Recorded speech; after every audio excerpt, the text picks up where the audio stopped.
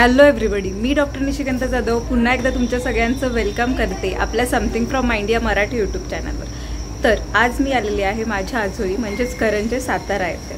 तर आज करंजेची यात्रा आहे म्हणजेच भैरवनाथाची यात्रा आहे।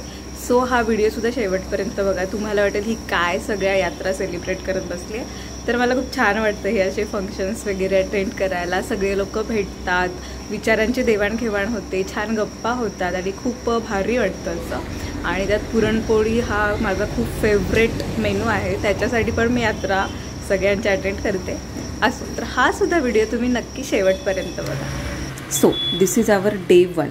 तर आज आम्ही चाललेलो आहोत मंदिरामध्ये रात्री 8:30 वाजता। आधी पोटोबा आणि मग विठोबा। आता आपण आपल्या मंदिरामध्ये पोहोचलेलो आहोत। आज मंदिरात येण्याचं रिझन म्हणजे कमी गर्दी असते आणि खूप छान दर्शन होतं। काळ भैरवनाथ जोगेश्वरी माता प्रसन्न, सुंदर मंदिर सजवलेलं आहे, छान लाइटिंग वगैरे केलेली आहे, मंडप टाकलेला आहे। आणि मला हे मंदिर लहानपणापासून खूप जास्त आवडतं, कारण इथे जी जागा आहे ती खूप जास्त आहे, म्हणजे तुम्ही येऊन बसू शकता, विचारांची देवाणघेवाण होते, लोक इथे छान गप्पा मारतात। आणि मी जेव्हा लहान होते ना तेव्हा इथे येऊन मी खूप जास्त खेळायचे अशी मम्मी मला सांगते, मला असं नाही आठवत आहे काही। सो आम्ही आलेलो आहोत एक 3-4 जण, मस्तपैकी आज दर्शन घेणार आहोत। तर खूप सुंदर अशी आंब्यांची सजावट केली होती त्यांनी भैरवनाथ आणि जोगेश्वरी मातेसाठी, आणि अतिशय सुंदर दिसत होते। तर हा आहे आपला मंदिराचा सगळा बाहेरचा परिसर, आणि ह्या मंदिराच्या आजूबाजूला सुद्धा बरेच छोटे छोटे छोटे मंदिर आहेत, तर तिथेही जाऊन आपण त्यांचं सुद्धा दर्शन घेणारच आहोत। तर हे आहे विठ्ठल रखुमाईचं मंदिर, आणि ह्या बाकीच्या देवांचं दर्शन घेता घेता मंदिराला सुद्धा आपोआप फेरी मारली जाते। जय हरे विठ्ठल विठ्ठल विठ्ठल। आणि आता आपण जाणार आहोत श्री दत्त मंदिरमध्ये।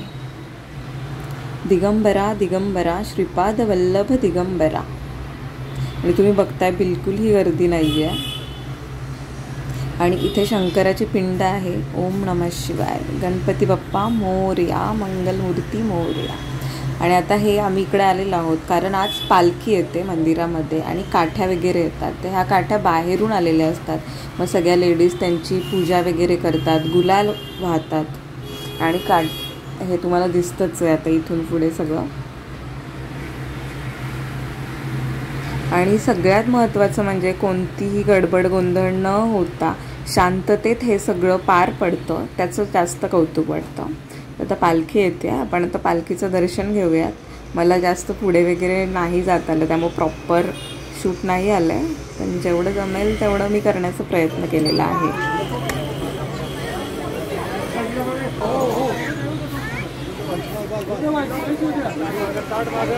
इथे असे गोंडे वगैरे बांधतात लोक, कोणी नारळ वाहतं।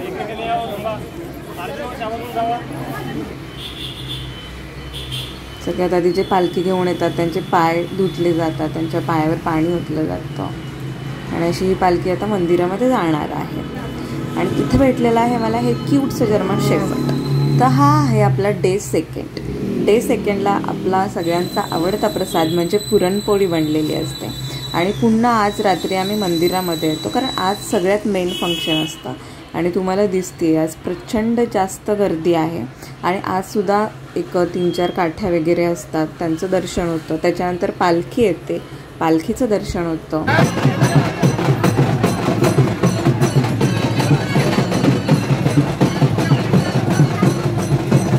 बरेच लांबून लांबून सुद्धा लोक इथे दर्शनासाठी येतात, त्याचं जास्त कौतुक वाटतं।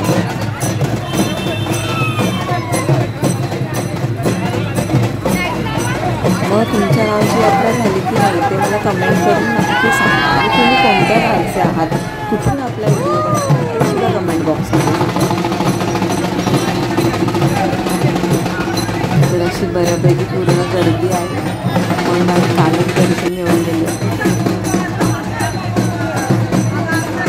आणि ह्यावेळी त्यांनी वेगळं केलं होतं, अशी मंदिरावर छान लाईटिंग किंवा फटाके वगैरे भारी केले होते। आता पालखी येते, आपण आता पालखीचं दर्शन घेऊया।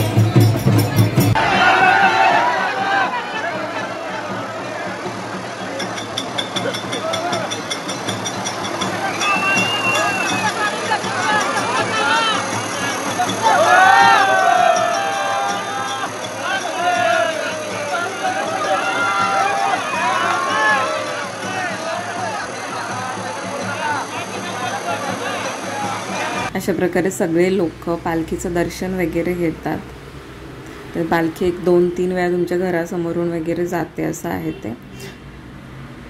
आणि त्याचा एक ॲक्च्युली वेगळा इतिहास आहे, तो मला आता क्लिअरली नाही बोलता येणार, पण नक्की तो तुमच्यापर्यंत पोहोचवण्याचा मी प्रयत्न करेन.